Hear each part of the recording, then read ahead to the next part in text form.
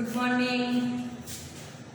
आज हम लोग कविता के और काम को देखेंगे। कविता और उसके सारांश को हम लोग पहले पढ़ चुके हैं पिछले क्लास में, और आज हम इसके शब्दार्थ, मौखिक और लघु उत्तरीय तक देखेंगे। कविता में हम लोग पढ़ चुके हैं मैथिली शरण गुप्त द्वारा लिखी गई माँ का एक कहानी कविता है, जिसमें हम लोग जो यशोधरा से ली गई है, उनकी रचना है यशोधरा, उसी में से ली गई है। और यह कविता सिद्धार्थ पर आधारित है, जो बाद में गौतम बुद्ध नाम से प्रसिद्ध हुए। उन्हीं की कहानी पर आधारित है। सिद्धार्थ की पत्नी यशोधरा अपने बेटे राहुल को कहानी सुना रही है, और राहुल उस कहानी को बड़े चाव से सुन रहा है कि एक दिन उसके पिता एक बार थोड़ा सा देख लें कि उनके पिता, राहुल के पिता बाग में घूम रहे थे सुबह सुबह, और बहुत सुंदर मंद मंद हवा चल रही थी, चारों ओर फूल खिले हुए थे, वातावरण बहुत सुहाना था। और इतने में एक हंस उनके नजदीक आकर गिरा जो घायल था। उन्होंने उसे उठाया और फिर वो आ गया जो उसको मारा था। तो दोनों में वाद विवाद हुई। फिर फैसला न्यायालय राजा के पास गई, तो ये मुकदमा, और फिर राजा ने निर्णय किया कि मारने वाला से बचाने वाला बड़ा होता। तो इस तरह से कविता हम लोग पढ़ चुके हैं। अब इसके शब्दार्थ को देखेंगे कि हठी जिद्दी को कहते हैं, तात पिता होते हैं, भ्रमण शैल होता है, वर्ण रंग होता है। इसी तरह बहुत सारे हैं। रक्षा करने वाला, भक्षक को कहते हैं जो खाने वाला होता है, विवाद बहस होता है। तो इस तरह से शब्दार्थ देखेंगे। इसके बाद हम लोग देखें कि इसमें मौखिक प्रश्न दिए हुए हैं।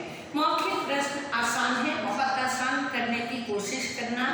कौन किसको यह कहानी सुना रहा है? तो हम लोग कविता में पढ़े हैं कि राहुल की माँ यशोधरा उसको राहुल को कहानी सुना रही है।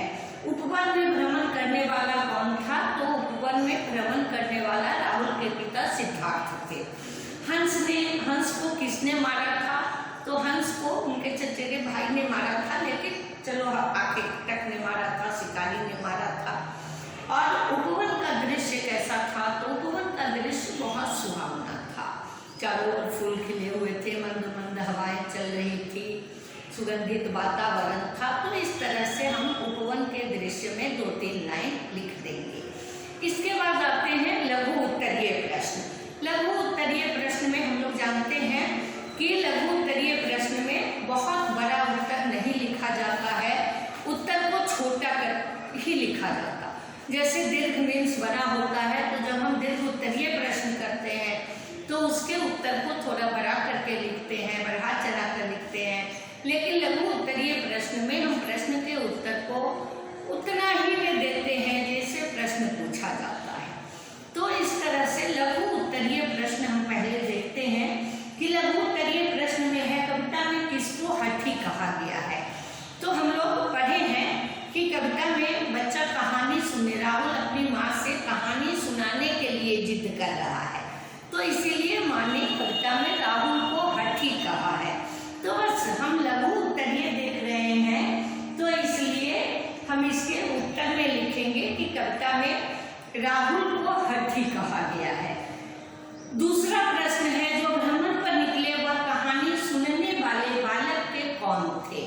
तो हम लोग यह भी पढ़े हैं कविता में कि जो भ्रमण पर लिख रहे थे वह कहानी सुनने वाले बालक के पिता थे।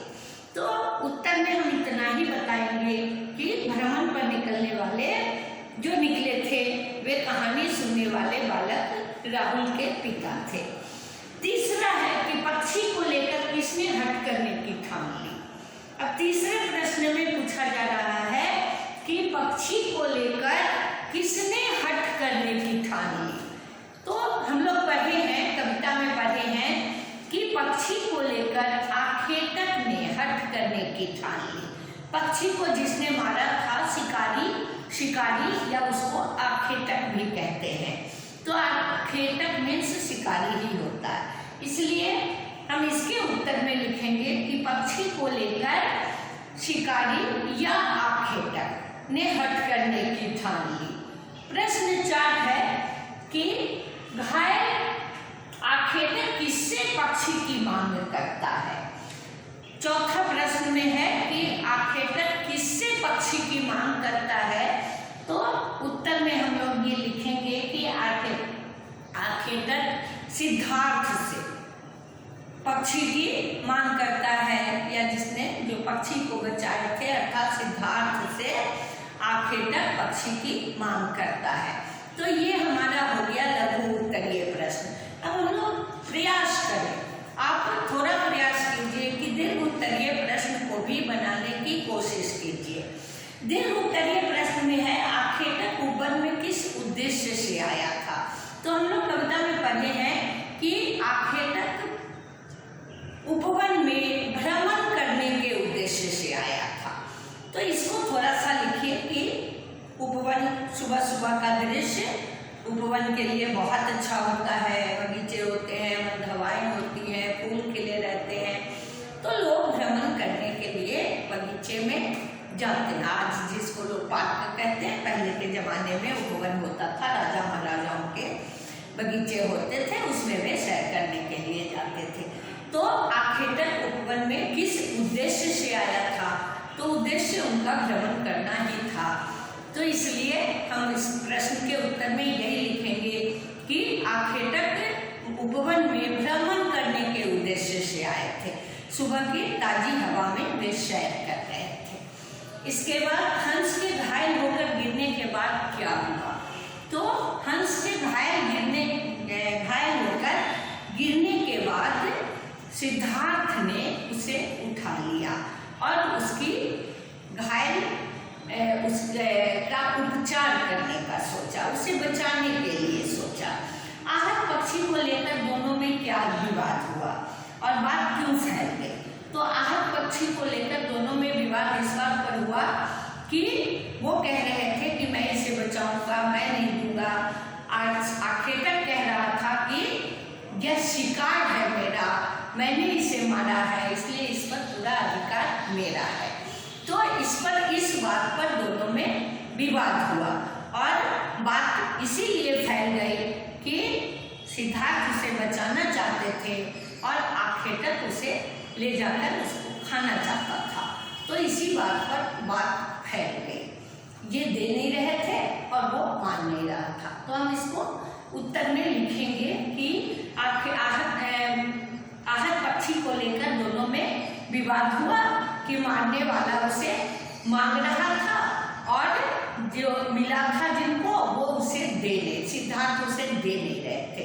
इसी बात पर दोनों में विवाद हुई और बात फैल गई। इसके बाद है चौथा में राहुल तू निर्णय कर इसका। इस पंक्ति में कहानी सुनाते सुनाते माँ बालक को से उसका विचार क्यों जानना चाहती है।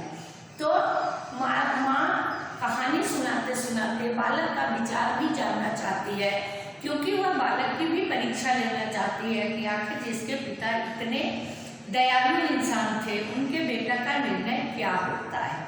इसलिए माँ ने कहानी सुनाते सुनाते बालक से ही इस बात पर विचार करने के लिए कहा कि अगर तुमसे पूछा जाता तो तुम इस परिस्थिति में क्या करते।